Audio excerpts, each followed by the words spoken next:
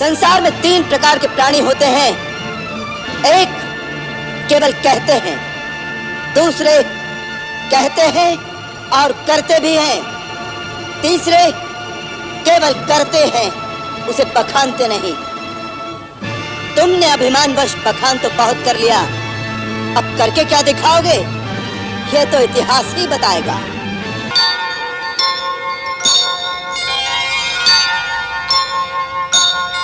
तुम हमें शास्त्र सुना रहे थे।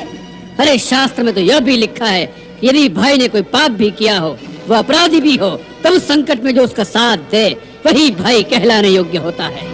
अपराधी को तो शिक्षा सभी दे सकते हैं, परंतु भाई वही है जो संकट में साथ खड़ा रहे, सहायता करे, शिक्षा न दे। जाओ, जाकर सो जाओ। रावण को अपनी आन निभाना और शान के साथ जीना और मरना दोनों आते हैं।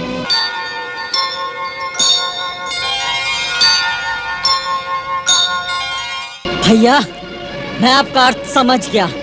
इसका अर्थ यह है कि माता सीता को अपनी पवित्रता का प्रमाण देने के लिए अग्नि परीक्षा देनी पड़ेगी।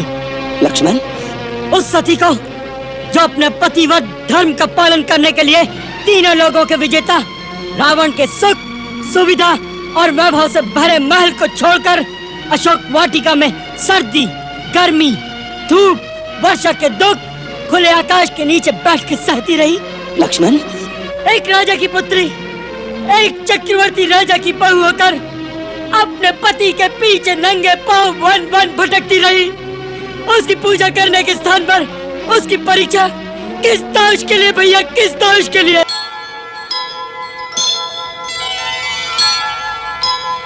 छोटे भाई का एक ही धर्म है, जब तक वो जीवित है और स्वस्थ है तब तक बड़े भाई को कोई भी कष्ट नहीं होना चाहिए।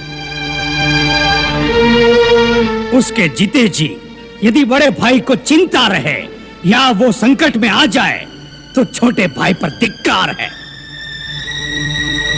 छोटा भाई मित्र भी है और सेवक भी है।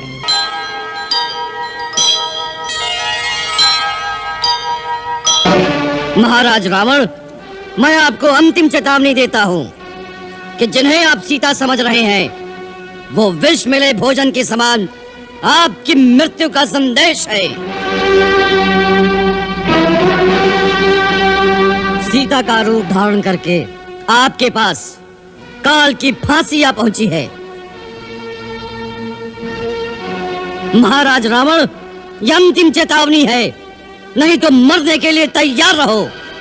मैं स्वयं भी तुम्हें मृत्यु दंड देने की शक्ति रखता हूँ, परंतु मुझे श्री राम की आज्ञा नहीं। वैसे भी ये गौरव